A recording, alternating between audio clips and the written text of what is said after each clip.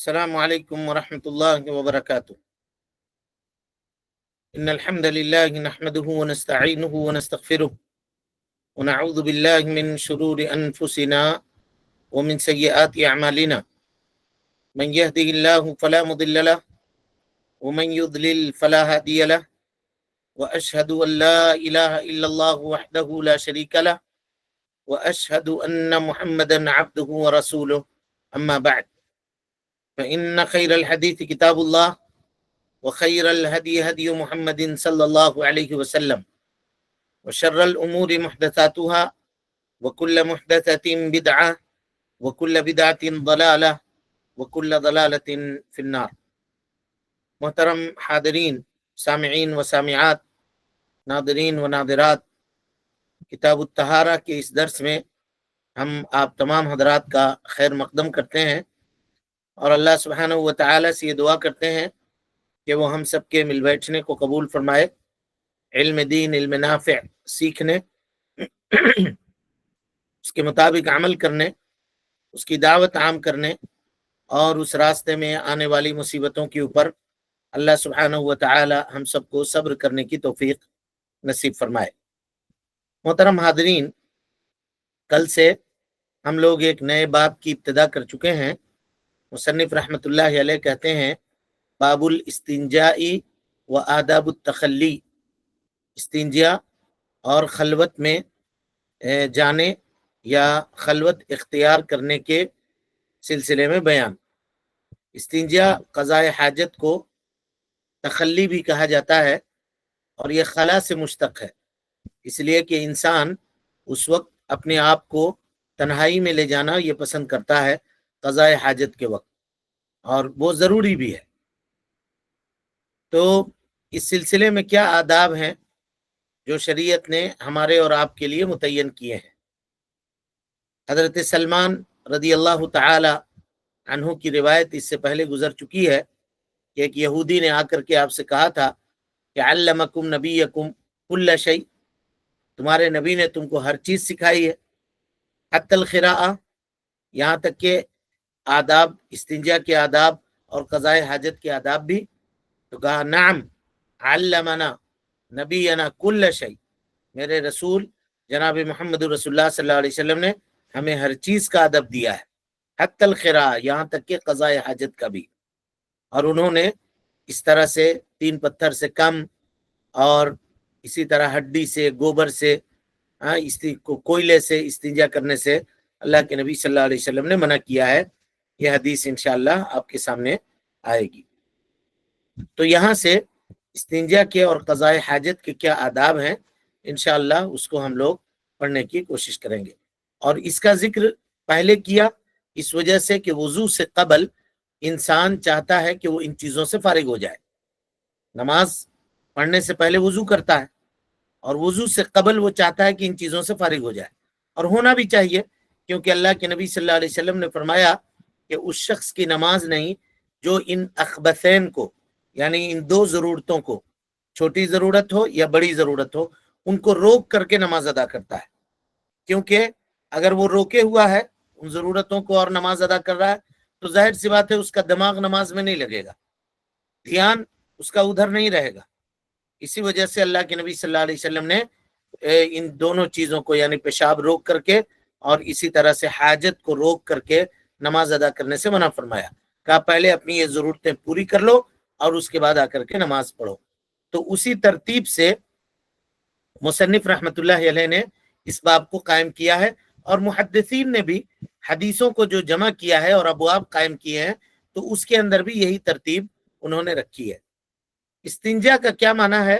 تو کہتے ہیں الاستنجا ہوا ازالۃ ما خرج من السبیلین بماء طہور او حجر طاہر مباح منقن کا استنجا اصطلاح میں کہتے ہیں ہوا ازالۃ ما خرج من السبیلین، سبیلین سے یعنی 2 راستے جو غلاظت کے نکلنے کے ہیں، کا اس میں سے نکلنے والی چیزوں کے اثر کو اپنے جسم سے زائل کر دینا، اس کو مٹا دینا، یہ استنجا کہلاتا ہے۔ اس لیے کہ انسان جب ان گندگیوں کو اپنے جسم سے خارج کرتا ہے تو اس کا کچھ نہ کچھ اثر اس کے جسم کے اوپر باقی رہتا ہے. تو جسم سے ناپاکی کے اثر کو مٹا دینا، چاہے وہ مٹانا پانی کے ذریعے سے ہو یا مٹانا ڈھیلے اور پتھر سے ہو، کہا کہ اسی کو استنجا کہا جاتا ہے. اسی کو استنجا کہا جاتا ہے. استنجا کے معنی پاکی حاصل کرنا، لیکن عام طور پہ اب استنجا یعنی قضاء حاجت کے اوپر اور پیشاب کرنے کے اوپر بولا جانے لگا. کیوں؟ اس لیے کہ آدمی وہ عمل کرنے کے بعد پاکی حاصل کرتا ہے، اس وجہ سے.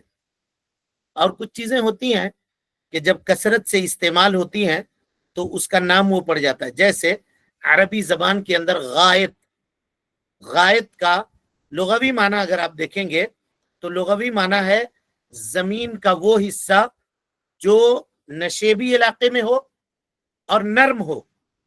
انسان قضاء حاجت کے لیے اس زمین کو تلاشتا تھا. کہ کیوں؟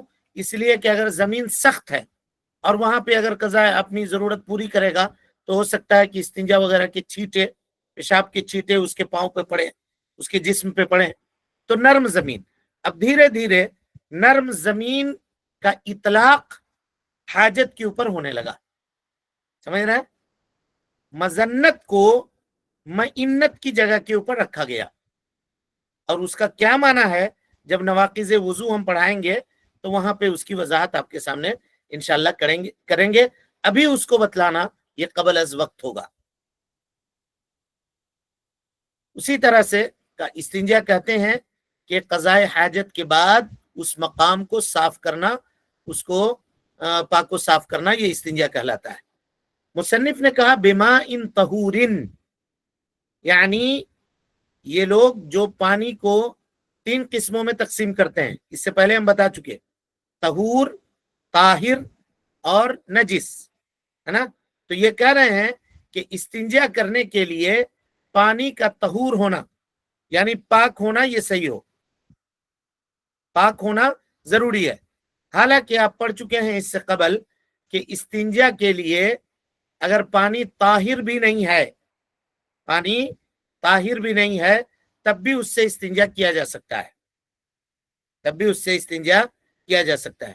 مثال کے طور پر کسی انسان نے اپنی حاجت پوری کی اور پوری کرنے کے بعد اس نے پانی کے جگہ کے اوپر گلاب جل استعمال کیا مثال کے طور پر، تو کیا اس کا استنجا ہوگا یا نہیں ہوگا؟ تو اہل علم کے صحیح قول کے مطابق اس کا استنجا ہو جائے گا. کہا کیوں ہو جائے گا استنجا؟ کہا اس لیے کہ مقصود یہ ہے کہ نجاست کو دور کیا جائے اور اس نے نجاست کو دور کر دیا. ٹھیک ہے، یہ کہتے ہیں. اب آپ کہیے گا کہ ٹھیک ہے، نجاست دور کرنا اگر مطلوب ہے تو گلاب پانی سے اگر وہ نجاست دور کیا تو ہو گیا، لیکن اگر کوئی گلاب پانی سے وضو کرے تو ہم کہیں گے اس کا وضو نہیں ہوگا. یہ کیا بات ہو گئی؟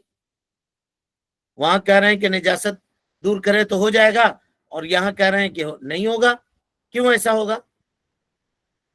تو اس میں ایک بحث آتی ہے، اصول فقہ میں وہ بحث پڑھیے گا کہ کچھ عبادت جو ہے نا وہ معقولۃ المعنی ہے. معقولۃ المعنی کا مطلب اس عبادت کی حکمت سمجھ میں آتی ہے، اور کچھ عبادت ایسی ہے جس کی حکمت سمجھ میں نہیں آتی.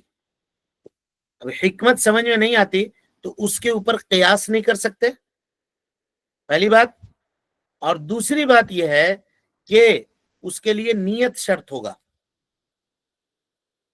اب وضو یہ متردد ہے 2 چیزوں میں. کیا یہ ایسی عبادت ہے جو معقولۃ المعنی ہے یعنی اس کی حکمت سمجھ میں آ رہی ہے، یا یہ ایسی عبادت ہے جس کی حکمت سمجھ میں نہیں آ رہی ہے؟ کیسے اس کو سمجھیے گا؟ دیکھیے، انسان وضو میں کیا کیا دھوتا ہے جی؟ ہاتھ دھوتا ہے پہلے، اس کے بعد کلی کرتا ہے، ناک میں پانی ڈالتا ہے، پھر چہرے کو دھوتا ہے، سمجھ رہے ہیں؟ پھر ہاتھ کو کہنیوں سمیت دھوتا ہے، اس کے بعد سر کا مسح کرتا ہے، کان کا مسح کرتا ہے، پھر پاؤں دھوتا ہے. یہی نا؟ اب یہ جو اعضاء ہیں جس کو اس نے دھویا ہے، کیا نجاست سے اس کا کوئی تعلق ہے؟ مثال کے طور پہ ایک آدمی باوضو ہے اور گیا وہ استنجا کیا یا اس ہوا خارج ہوئی اس کو، تو کیا ایسی صورت میں ہوا خارج ہونے کی شکل میں جس محل سے ہوا کا خروج ہوا ہے، کیا شریعت نے اس کو دھونے کا حکم دیا؟ تو کہا نہیں، اس کو دھونے کا حکم نہیں ہے۔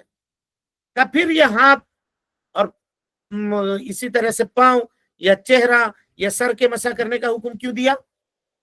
تو کہا یہ بالکل اسی طرح سے ہے جیسے کوئی آدمی سوال کرے کہ ظہر میں 4 رکعت کیوں، عصر میں 4 رکعت کیوں، عشاء میں 4 رکعت کیوں، مغرب میں 3 رکعت کیوں، اور فجر میں 2 رکعت کیوں؟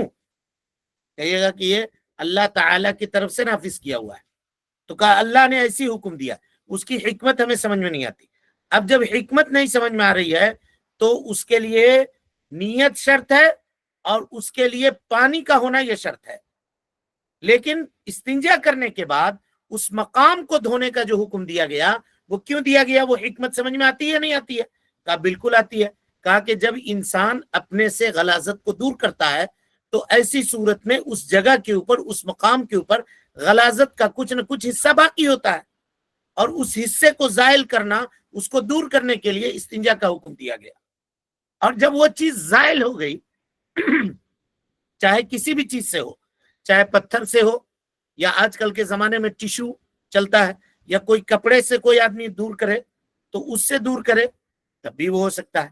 اور اسی لیے ہم نے شروع میں آپ کو بتلایا تھا کہ ایک آدمی ہے جو ناپاک ہے، اگر بغیر نیت کے وہ غسل کرتا ہے اس کا غسل نہیں ہوگا، لیکن اگر کپڑے میں ناپاکی اور نجاست لگی ہوئی ہے، آپ نے رات کو کپڑا اتارا اور آنگن میں لٹکا دیا، کپڑا وہاں لٹکا ہوا ہے کیونکہ صبح جب دھوئیں گے تو اس وقت اس کپڑے کو دھو لیں گے، اس نیت سے آپ نے لٹکایا۔ رات میں بارش ہوئی اور بارش ہونے کے بعد آپ کا کپڑا پورا دھل گیا، صاف ستھرا ہو کر کے سوکھ گیا۔ صبح ہوتے ہوتے دھوپ نکلی 8 بجے 9 بجے، جب آپ گئے کپڑا لینے کے لیے تو دیکھا کہ جو نجاست کے اثرات اس کے اوپر تھے وہ سب کے سب ختم ہو گئے ہیں اور دھل دھال کے وہ صاف ستھرا ہو گیا۔ تو اب فقہا کہتے ہیں کہ اس کو آپ پہن سکتے ہیں، کوئی حرج کی بات نہیں ہے۔ مقصود یہ تھا کہ نجاست دور ہو جائے، نیت وہاں ضروری نہیں، کیونکہ عبادت معقولۃ المعنی ہے، اس کے معانی کو ہم سمجھ رہے ہیں، سمجھ رہے ہیں؟ امید ہے کہ اس مسئلے کو آپ سمجھ گئے ہوں گے۔ اسی وجہ سے فقہا کہتے ہیں کہ اگر آدمی قضاء حاجت کرتا ہے اور قضاء حاجت کرنے کے بعد اگر کسی بھی ایسے چیز سے جو لیکوڈ ہے اور اس کو استعمال کرتا ہے اور نجاست کا اثر وہ زائل کر لیتا ہے تو اس کو استنجا کیا ہوا مانا جائے گا، استنجا کیا ہوا مانا جائے گا۔ اسی لیے فقہا کہتے ہیں والصحیح انہ یصح بکل مائع طاہر، ہر پاک چیز جو لیکوڈ فارم میں ہو، یزیل الاثر، اور اصل کو ضائع کر دیتی ہو، تو ایسی صورت میں وہ پانی کے حکم میں ہوگا اور اس سے آدمی اپنی ضرورت کو پوری کر سکتا ہے۔ اس کے بعد کہا او حجر طاہر مباح، او حجر طاہر مباح، یا کوئی ایسا پتھر جو پاک ہو، مباح ہو، اور انقاء اس سے حاصل کیا جاتا ہو، یعنی صفائی اس سے حاصل کی جاتی ہو۔ کئی چیزیں اس میں بیان کیا گیا، اور اسی کو استجمار کہتے ہیں جی۔ استجمار کے معنی ڈھیلا استعمال کرنا، ڈھیلا استعمال کرنا۔ اور جب ہم استنجا کہیں گے تو استنجا کے اندر پانی استعمال کرنا اور ڈھیلا استعمال کرنا، پتھر استعمال کرنا، یہ دونوں کے دونوں درست ہو جائے گا، دونوں کے دونوں اس کے اندر استنجا کے اندر شامل ہوگا۔ تو کہتے ہیں کہ استنجا اگر کوئی آدمی ڈھیلے سے کر رہا ہے تو اس کے لیے ضروری ہے کہ وہ پاک ہے۔ ظاہر سی بات ہے اگر وہ ناپاک ہے تو نجاست کو دور کرنے کی صلاحیت اس کے اندر نہیں ہے، اور اگر وہ بالکل چکنا ہے، بالکل چکنا ہے تو اس سے بھی نجاست دور ہے، جیسے ٹائلز ہے یا سنگ مرمر ہے، اس سے اگر کوئی آدمی نجاست کے محل کو صاف کرے تو اس سے صاف نہیں ہوگا، ظاہر ہے کہ اس کے اندر کھردرا پن ہونا چاہیے۔ اسی طرح سے ٹیشو میں وہ ٹیشو جو منہ صاف کرنے کے لیے یا ناک صاف کرنے کے لیے آتا ہے اس سے بھی صفائی اچھی طرح سے نہیں ہوگی، اسی لیے ٹوائلٹ پیپر جو ہوتا ہے وہ کھردرا بنایا جاتا ہے نا، تاکہ اس کے ذریعے سے صفائی پورے طور پہ حاصل کیا جا سکے۔ یہی کہہ رہے ہیں کہ وہ اس کے اثرات کو زائل کیا کرنے والا ہو، ایسا پتھر ہو جو اس کے اثرات کو زائل کرنے والا ہو۔ ایک دم چکنا پتھر ہے تو اس پتھر سے استنجا کرنا یہ درست نہیں ہوگا، استنجا کرنا درست نہیں ہوگا۔ اچھا، اب اگر کوئی آدمی پتھر استعمال کرتا ہے اور پتھر استعمال کرنے کے بعد نجاست کا کچھ اثر اگر باقی رہے تو ایسے میں کیا اس کی نجاست دور ہو جائے گی؟ کہا دیکھیے، اس سلسلے میں غالب گمان کا ہونا کافی ہے۔ اگر آپ کو یہ یقین ہو رہا ہے، غالب گمان آپ کا یہ ہے کہ ہم نے اس جگہ کو پاک و صاف کر دیا ہے، تو کہا اتنا کافی ہے، اتنا کافی ہے۔ اس کا پورے طور پہ یقین کر لینا یہ ممکن نہیں، یہ ممکن نہیں ہے۔ لہذا اگر آدمی 3 پتھر استعمال کرے اور دیکھے کہ وہ محل جو ہے وہ صاف نہیں ہوا ہے، جگہ صاف نہیں ہوئی ہے، تو 4 استعمال کرے، 5 کرے، اور پھر آ رہی ہے باتیں آپ کے سامنے آ رہی ہیں، لیکن 3 سے کم کبھی بھی استعمال نہ کرے۔ اسی کو شیخ نے آگے بیان کیا، کہا وَلَا يُجْزِي أَقَلَّ مِنْ 3 مَسْحَاتٍ تَعُمُّ كُلَّ مَسْحَةِ الْمَحَلِ۔ اب یہاں فقہا نے یہ اختلاف کیا ہے کہ کیا استنجا کرنے کے لیے 3 الگ الگ پتھروں کا ہونا ضروری ہے، یا ایک پتھر ہے جس کے 3 سائڈ کو اگر آدمی استعمال کرتا ہے تو کر سکتا ہے، نہیں کر سکتا؟ علماء کے راجح قول کے مطابق وہ 3 سائڈ کو اگر چاہے استعمال کرنا تو کر سکتا ہے، اس میں کوئی حرج کی بات نہیں ہے، اور 3 پتھر لینا نہیں ہے، بلکہ 3 مرتبہ مسح کرنا ہے، 3 مرتبہ صفائی کرنی ہے۔ 3 الگ الگ پتھر ہو یہ ضروری نہیں ہے، 3 مرتبہ صفائی کرنی ہے۔ اگر وہ اس پتھر سے، ایک پتھر سے مطلوب حاصل ہو جاتا ہے تو کر سکتے ہیں، اس میں کوئی حرج کی بات نہیں ہے۔ کیا 3 سے زیادہ کر سکتے ہیں یا نہیں کر سکتے ہیں؟ اور اگر 3 سے زیادہ کریں گے تو 4 میں رکنا پڑے گا یا 5 میں؟ 6 مرتبہ اگر کسی نے کیا تو کیا 6 میں رک سکتا ہے یا 7ویں مرتبہ اس کو کرنا پڑے گا؟ تو اس بات کے اوپر سب کا اتفاق ہے کہ 3 مرتبہ صاف کرنا یہ واجب ہے، اور اگر 3 مرتبہ میں صاف نہیں ہوا، اس کو ایسا لگ رہا ہے کہ وہ جگہ ابھی صاف نہیں ہوا ہے، تو 4تھی بار کرے، 5ویں بار کرے۔ مستحب یہ ہے کہ وہ اس میں بھی وطر عدد کو اختیار کرے، یعنی 5، 7، 9 اس طرح سے۔ کیوں؟ کہا کہ نبی صلی اللہ علیہ وسلم کی حدیث ہے، آپ صلی اللہ علیہ وسلم نے فرمایا من استجمر فلیؤتر، جو آدمی ڈھیلا استعمال کرے اسے چاہیے کہ تاقدد استعمال کرے۔ اور اس کے بعد نبی صلی اللہ علیہ وسلم نے فرمایا فمن فعل فحسن، جس نے ایسا کیا اس نے اچھا کیا، ومن ترک، اور جس نے ایسا نہیں کیا، ترک کر دیا، فلا حرج، اس کے اوپر کوئی حرج کی بات نہیں ہے۔ تو اس سے علماء یہ کہتے ہیں کہ 3 مرتبہ سے زیادہ اگر کوئی آدمی استعمال کر رہا ہے تب بھی وہ تاقدد استعمال کرے، یہ مستحب ہے، یہ مستحب ہے۔ اس حدیث کو علامہ البانی رحمۃ اللہ علیہ نے ضعیف قرار دیا ہے، لیکن بہرحال اس کے سندوں کو دیکھنے کے بعد دیگر محدثین نے حدیث کا درجہ جو متعین کیا ہے وہ کہا ہے کہ حسن ہے۔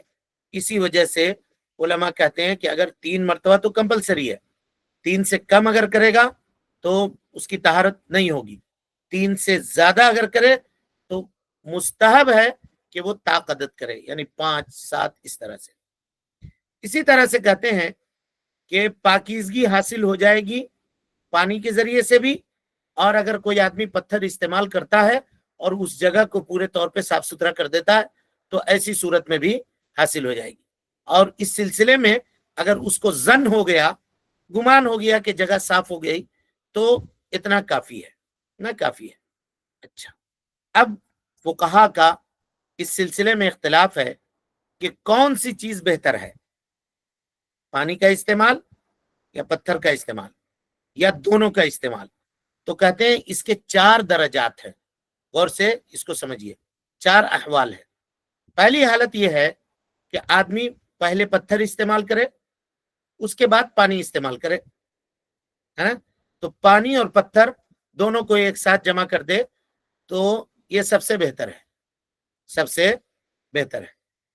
یعنی پہلے پتھر یوز کرے اس کے بعد پانی، اور آج کل اگر پتھر نہیں ہے تو ٹیشو استعمال کرے، پہلے ٹیشو استعمال کرے اس کے بعد پانی استعمال کرے، تاکہ یہ سب سے पहली हालत हुई। दूसरी हालत, पहले पानी इस्तेमाल करे और उसके बाद पत्थर का इस्तेमाल करे, यानी पहले वाले का उल्टा। और तीसरी हालत कहते हैं कि पानी के ऊपर इक्तिफा करे, सिर्फ पानी। और चौथी हालत है उसकी, कहा सिर्फ पत्थर के ऊपर इक्तिफा करे। ये चार सूरतें हैं, ये चार सूरतें हैं जो बयान किए गए। और इसी तरह से इस पत्थर के ऊपर कियास किया जाएगा उन टिश्यू पेपर को जो वॉशरूम वगैरह में इस्तेमाल किया जाता है। इस सिलसिले में सबसे अफजल क्या है? का सबसे अफजल और बेहतर यह है कि आदमी पहले पत्थर इस्तेमाल करे या टिश्यू इस्तेमाल करे और उसके बाद पानी इस्तेमाल करे। का दलील उसकी क्या है? का दलील है कि उम्मुल मोमिनीन हजरत आयशा सिद्दीका रदियल्लाहु अन्हा कहती हैं कि वो अंसार की खवातीन को ये कहा करती थी कि तुम लोग अपने शौहरों को ये हुक्म दो कि वो पहले पत्थर इस्तेमाल करें और उसके बाद पानी इस्तेमाल करें। इसको सईद इब्न मंसूर ने रिवायत किया है अपने सुनन के अंदर, लेकिन इसकी सनद जो है वो ज़ईफ है। वजह दलालत यह है कि वो अंसार के खवातीन से उम्मुल मोमिनीन कहती थी कि तुम अपने शौहरों को इस काम के, यानी इस तरह से सफाई हासिल करने का हुक्म दो कि पहले वो पत्थर इस्तेमाल करें और उसके बाद पानी इस्तेमाल करें। लेकिन यह हदीस ज़ईफ है।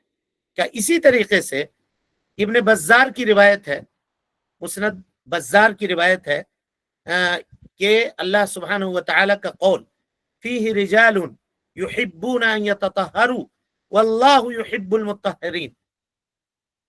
अल्लाह ताला ने अहले कुबा की तारीफ की कि कुबा में कुछ लोग ऐसे हैं जो तहारत को पसंद करते हैं, अल्लाह सुब्हानहु व तआला पाक लोगों को पसंद करता है। तो पूछा गया कि तुम्हारी तारीफ अल्लाह ताला ने की है, क्या करते हो तुम? तो कहा कि हम पानी इस्तेमाल करने से पहले ढेला इस्तेमाल करते हैं और उसके बाद पानी इस्तेमाल करते हैं, और उसके बाद पानी इस्तेमाल करते हैं। कुन्ना नतबउल मा अल हिजारा का ढेला इस्तेमाल करके उसके बाद हम पानी इस्तेमाल करते हैं। लेकिन इसकी सनद भी ज़ईफ है, ये सनद भी ज़ईफ है। इसीलिए अक्सर अहले इल्म का ये कौल है कि इस सिलसिले में बेहतर यह है कि ये ना कहा जाए कि ये सुन्नत है, बल्कि ये कहा जाए कि ये अफजल है, ये औला है, ये बेहतर है कि आदमी जब इस्तिंजा करे तो पहले ढेला इस्तेमाल करे, पहले पत्थर इस्तेमाल करे और उसके बाद पानी का इस्तेमाल करे। ये कहना सुन्नत है, ये मुनासिब नहीं है। क्या क्यों मुनासिब नहीं है? क्या इस सिलसिले में जो रिवायतें वारिद हुई हैं दोनों की सनद ज़ईफ है, और ज़ईफ सनद से किसी सुन्नत को साबित नहीं किया जा सकता, किसी सुन्नत को साबित नहीं किया जा सकता। ये मुहक्किकीन की राय है, मुहक्किकीन की राय है, अक्सर उलमा की राय है कि वो ये कहते हैं। उसके बाद कह रहे हैं वयुक्रहु इस्तिक़बालुल क़िबलती व इस्तिदबारिहा फिल इस्तिंजा। आदमी इस्तिंजा में, यानी क़ज़ाए हाजत मुराद लीजिएगा उससे, क़िबले के जानिब पीठ करना और इसी तरह से क़िबले के जानिब चेहरा करना, यानी क़िबले की तरफ मुंह करके बैठना या क़िबले की तरफ पीठ करके बैठना, ये जो है नाजायज़ है, ये नाजायज़ है। अब इस सिलसिले में फुक़हा के कुछ इख्तिलाफात हैं। क़िबले के जानिब इस्तिक़बाल करना और क़िबले का इस्तिदबार करना, यानी चेहरा करना और पीठ करना, उसका हुक्म क्या है? उसका हुक्म क्या है? अब अगर कोई आदमी, पहले एक एक करके हम समझते हैं कि ये जो मसला है ना, क़िबले के जानिब रुख करना और क़िबले के जानिब पीठ करना, अल्लाह के नबी सल्लल्लाहु अलैहि वसल्लम ने इसको मना क्यों किया है, पहले ये समझते हैं। अब इस सिलसिले में उलमा ने बहुत सारी तफसीलात बयान की हैं और उसमें सबसे दुरुस्त तफसील ये है कि क़िबले की अज़मत के लिए, क़िबले की अज़मत के लिए कि अल्लाह के नबी जनाब मोहम्मद रसूलुल्लाह सल्लल्लाहु अलैहि वसल्लम ने क़िबले के जानिब थूकने से भी मना किया। और आप सल्लल्लाहु अलैहि वसल्लम ने मस्जिद के दीवार के ऊपर जब आपने देखी कि कोई आदमी थूका हुआ है तो आप नाराज हुए और आपके हाथ में जो छड़ी थी आपने उस छड़ी से लेकर के उसको, अल्लाह के नबी सल्लल्लाहु अलैहि वसल्लम ने उसको खुरच दिया मस्जिद के क़िबले के जानिब। तो कहा जब अल्लाह के नबी सल्लल्लाहु अलैहि वसल्लम ने थूकने से और खखारा फेंकने से اگر قبلے کی جانب منع کیا ہے تو کوئی آدمی قبلے کی جانب پیٹ کر کے اور قبلے کی جانب رخ کر کے کیسے بیٹھ سکتا ہے؟ کیسے بیٹھ سکتا ہے؟ یہ بات مناسب نہیں ہے۔ اب اس سلسلے میں جو حدیثیں ہیں اللہ کے نبی صلی اللہ علیہ وسلم سے ثابت، وہ یہ ہیں کہ آپ صلی اللہ علیہ وسلم نے قبلے کی جانب پیٹ کرنے سے اور منہ کرنے سے منع کیا۔ لیکن حضرت عبداللہ ابن عمر رضی اللہ عنہما کی روایت ہے، وہ کہتے ہیں کہ میں نے اللہ کے نبی صلی اللہ علیہ وسلم کو وفات سے 1 سال قبل یہ دیکھا کہ آپ بیٹھے ہوئے ہیں اور شام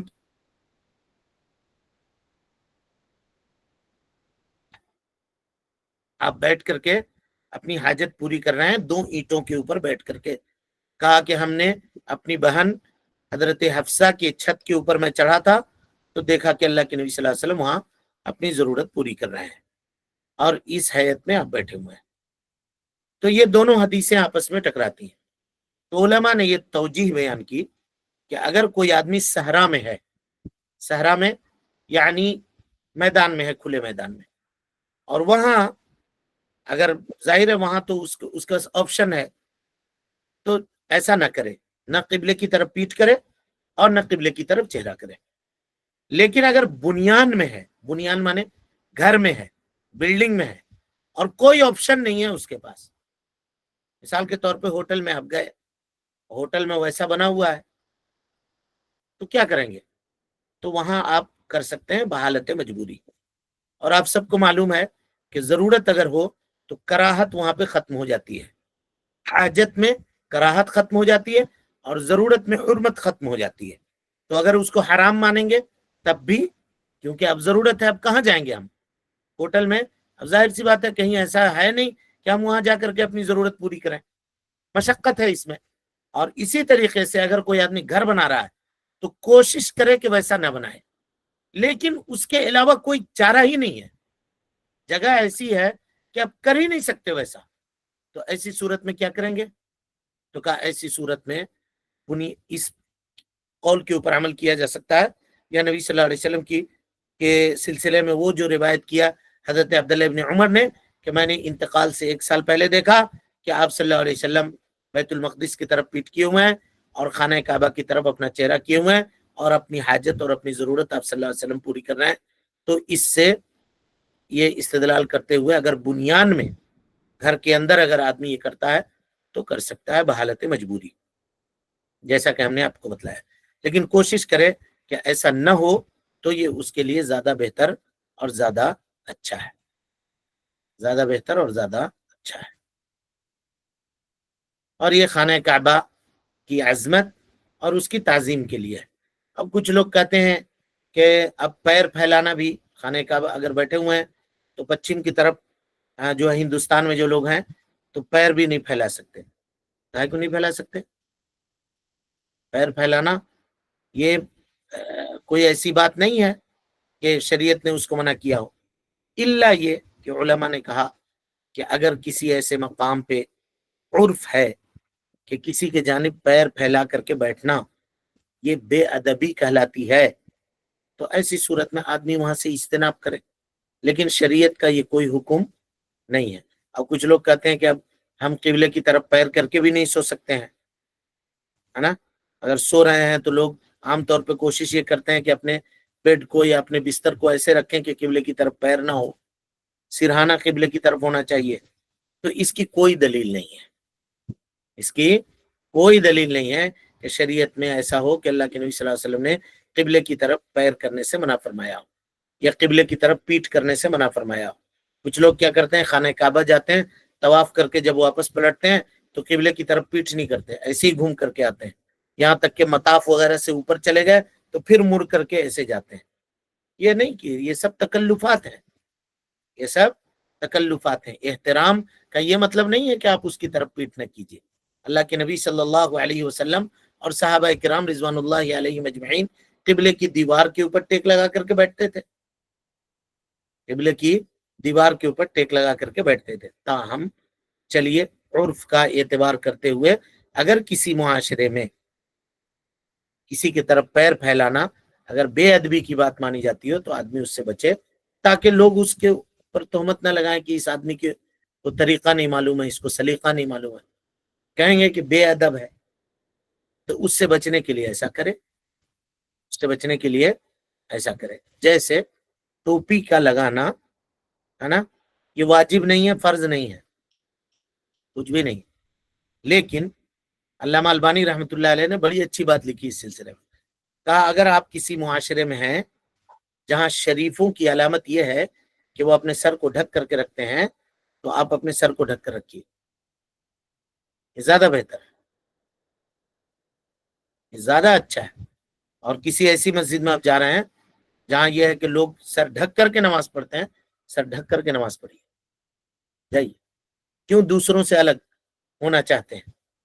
یہاں واجب، مباح، مستحب، حرام، حلال کی بات نہیں ہو رہی ہے، یہاں بات ہو رہی ہے کہ ایک جگہ کا معاملہ ہے اور وہاں کے لوگ اس کو اس طرح سے سمجھتے ہیں، تو اس اعتبار سے آپ معاملہ کرنا چاہیے اگر وہ چیز شریعت سے نہ ٹکرا رہی ہو تو۔ لیکن آپ کسی جگہ پہ جائیے گا، کہے گا یہاں کا رواج ہے کہ یہاں باراتی لوگوں کو 500 باراتی لے کر جاتے ہیں لوگ اور کھانا کھلاتے ہیں، آپ کہیے کہ نہیں، یہ درست نہیں ہے، نہیں رواج ہے، کہا رواج لاکھ رواج رہے، غلط ہے، کیونکہ شریعت میں اس کی اصل موجود نہیں ہے، شریعت میں اس کی اصل موجود ہے۔ نبی صلی اللہ علیہ وسلم سر ڈھکا کرتے تھے، صحابہ کرام سر ڈھکا کرتے تھے، مسئلہ یہ ہے کہ کیا نماز میں ڈھک کر کے پڑھنا یہ واجب ہے، یہ مسئلہ ہے۔ تو شیخ نے کہا کہ شریفوں کی نشانی اگر یہ ہے کہ شرفا اس شہر میں سر ڈھک کر کے رکھتے تھے، تو تم بھی سر ڈھک کر کے رکھو، یہ تمہارے لیے زیادہ بہتر اور مناسب ہے۔